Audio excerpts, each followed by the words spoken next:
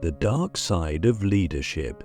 How Machiavellian intelligence leads to control. There's a hidden game being played in every boardroom, every political campaign, every social circle, and even in your own mind. It's the game of influence, of power, not always brute and loud, but subtle, strategic, and invisible to those not paying attention. The truth is, leadership is not always noble. It's not always about serving others or inspiring great change. Often it's about control. And the most effective leaders in history didn't just lead with vision, they led with calculation. Like Isteri Kulturi. What if I told you that one of the greatest insights into leadership doesn't come from a modern business guru or a spiritual teacher, but from a 16th century philosopher who dared to say what everyone else was too polite to admit? Niccolò Machiavelli is one of the most misunderstood thinkers in the entire canon of philosophy. He didn't write The Prince as a moral handbook. He wrote it as an unfiltered, brutally honest reflection of how power actually works.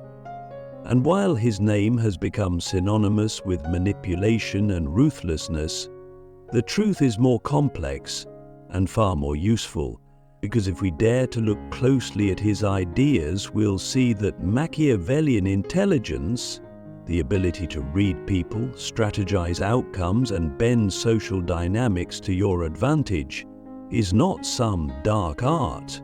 It's a mirror held up to society, to leadership, and to ourselves.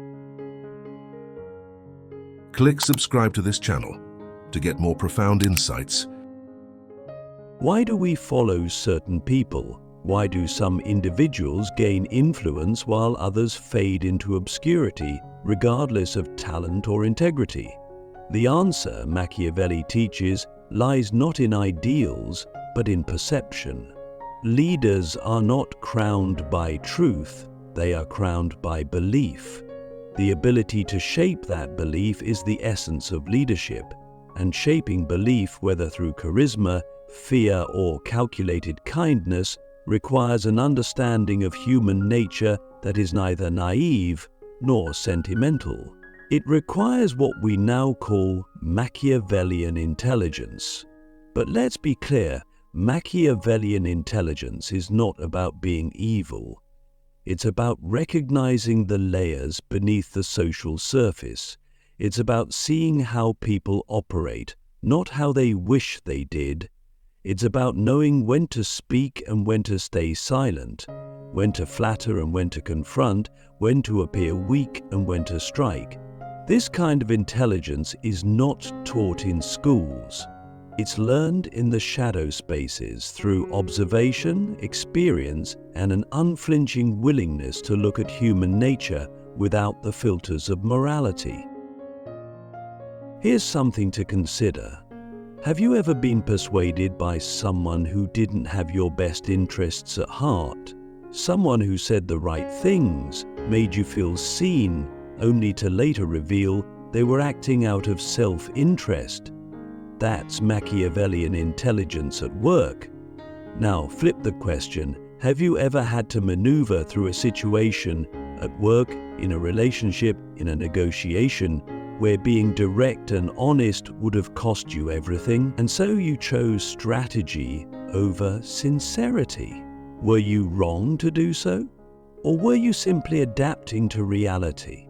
This is the uncomfortable truth Machiavelli forces us to confront, that morality and power do not always align, and when they don't, the people who win are not the ones clinging to ideals, but the ones fluent in the language of influence. It's not about being immoral, it's about being real, means playing the game better than anyone else. But here's where it gets even deeper, because while Machiavellian thinking can lead to control, it also leads to a dangerous paradox. The more you manipulate, the more you must keep manipulating. The more you rely on perception, the more fragile your position becomes. You become trapped in an image you've created. You gain control, yes, but at the cost of peace. And so the question becomes, is it better to be feared or loved? Machiavelli asked it not just rhetorically, but as a real dilemma, because leadership built on fear is stable until it isn't, and leadership built on love is powerful until it's betrayed. So what kind of leader do you want to be? One who plays the game from the shadows, always 10 steps ahead, trusting no one, but remaining untouchable, or one who leads with openness, risking vulnerability, but perhaps building something more lasting? This is not a binary choice, it's a spectrum, and every day, in every decision, we slide along that spectrum, balancing authenticity with strategy, values with outcomes. Machiavellian intelligence is not a license to deceive. It's a lens through which we understand the truth, that leadership is a performance, that power is relational, and that influence is often built not on who you are, but on who people believe you to be. It's not about abandoning your integrity, it's about knowing the cost of keeping it and the cost of losing it. So ask yourself now, in your pursuit of leadership, are you trying to control others, or are you trying to master yourself? And can you tell the difference? The psychology of power. How influence reshapes your mind and others' reality. Power doesn't just change what you can do, it changes how you think, how others perceive you, and how you perceive yourself. The moment influence enters the stage, the entire psychological structure of a person begins to shift. Machiavelli understood this long before modern psychology caught up. He knew that power isn't simply a tool, it's a force, a substance that alters the internal chemistry of anyone who wields it. And the more you hold it, the more it holds you. Let's be honest, most of us crave a sense of control. We want to feel like we matter, like our choices shape the world around us. That's the gateway to power. But once you step through, something subtle and dangerous begins to happen. You start to see people not as ends in themselves, but as pieces on a board, resources, allies, threats, stepping stones. Influence rewires empathy, not because you become evil, but because your vantage point changes.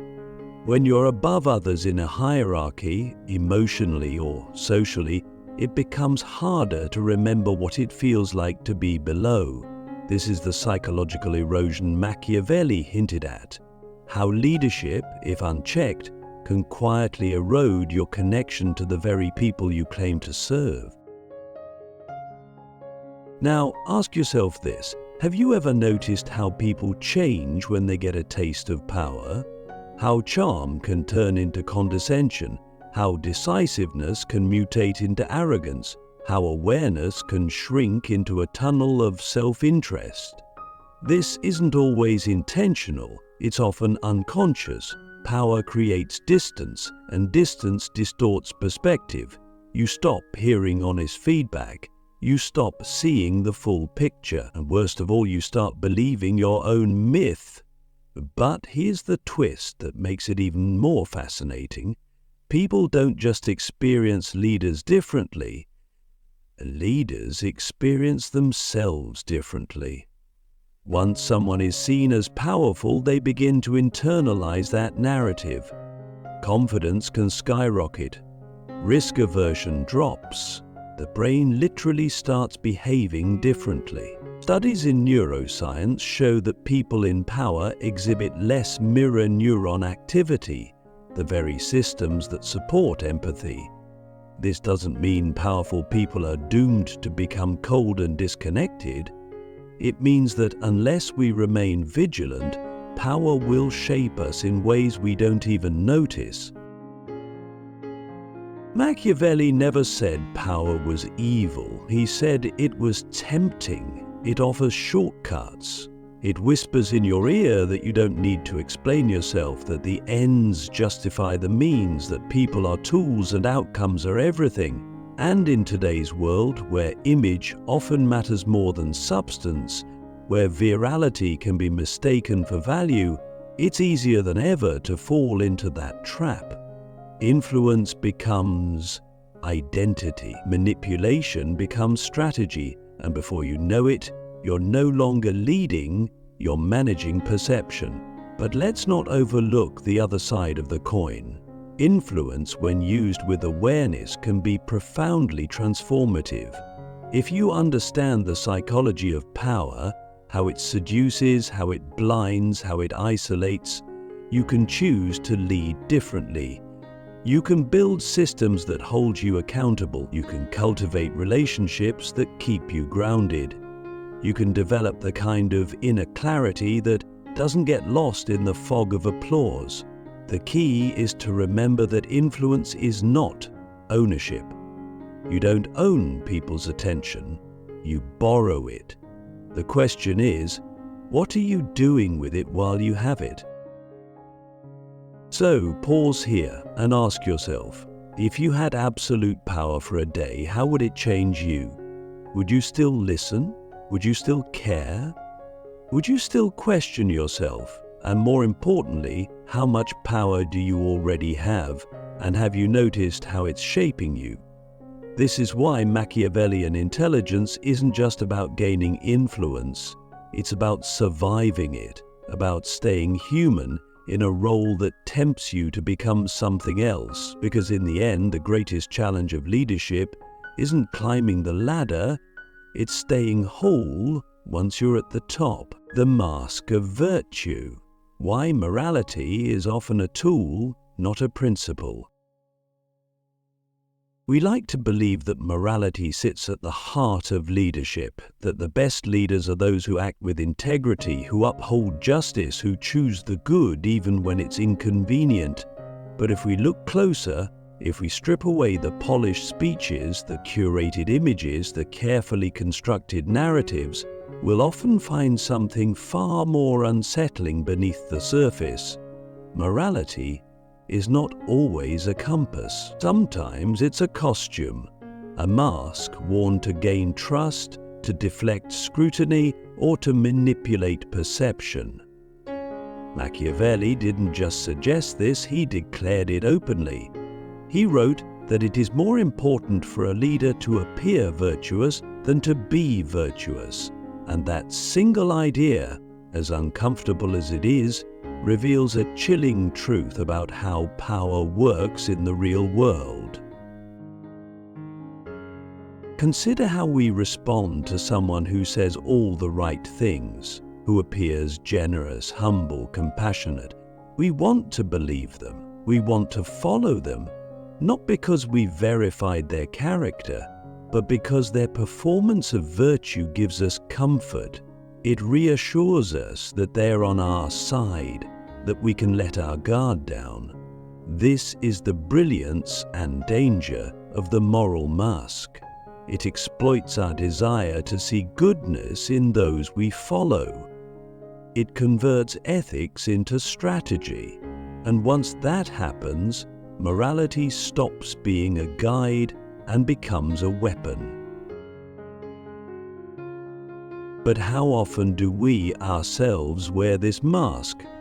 Think about how many times you've acted with kindness, not because it was right, but because it was useful, because it got you what you wanted, because it made you look good. We all do it. We all know how to present ourselves in ways that elicit trust, admiration, cooperation. That's not inherently wrong. In fact, it's part of being social. But the real question is this: at what point does calculated behavior cross the line? At what point does the performance replace the person? This is where things get even darker, because once you realize that people respond more to signals of virtue than to actual virtue, the temptation to manipulate becomes almost irresistible. Why do the hard thing? Why wrestle with your conscience? Why sacrifice for truth when you can just look like you did? Why face painful decisions with honesty when you can cover them with a noble-sounding story? And here lies the paradox. The more skilled a leader becomes in appearing moral, the less pressure they feel to actually be moral. Perception becomes the currency. Authenticity becomes optional. Machiavelli didn't recommend this out of cruelty. He simply described what he saw, and what he saw was this. The world does not reward goodness consistently. It rewards effectiveness. It rewards results. And often, results are easier to achieve when cloaked in righteousness. So the leader learns to speak the language of virtue fluently, not to live it, but to use it. And the public, hungry for heroes, willingly plays along. So now we must ask ourselves a harder question. Do we want leaders to be good or just to look good? And are we ourselves willing to confront how often we choose the latter? Because if we don't, we become complicit in the deception. We become part of the machinery that elevates performance over principle.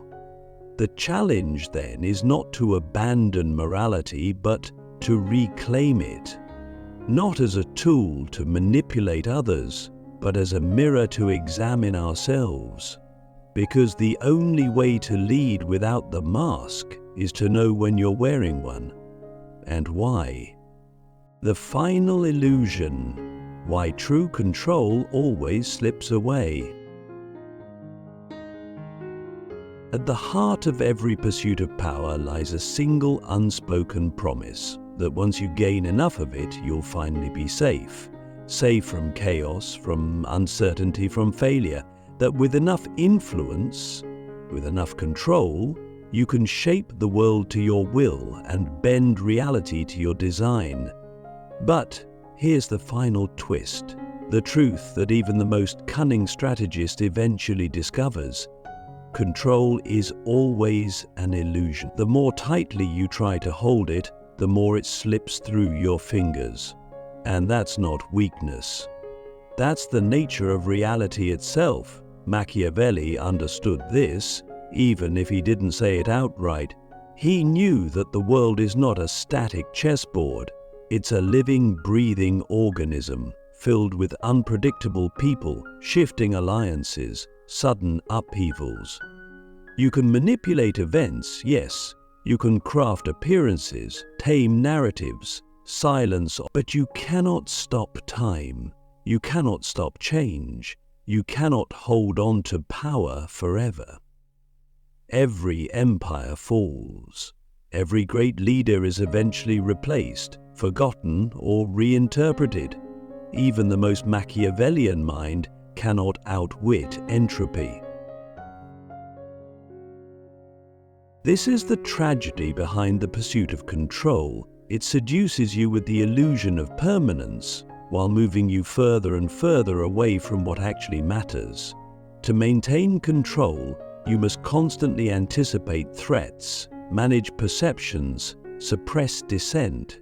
You must become a manager of the uncontrollable, and in doing so, you lose touch with spontaneity, with vulnerability, with freedom. You become a prisoner of your own influence, trapped in a role you can't step away from because everything you've built is too delicate to survive without constant maintenance.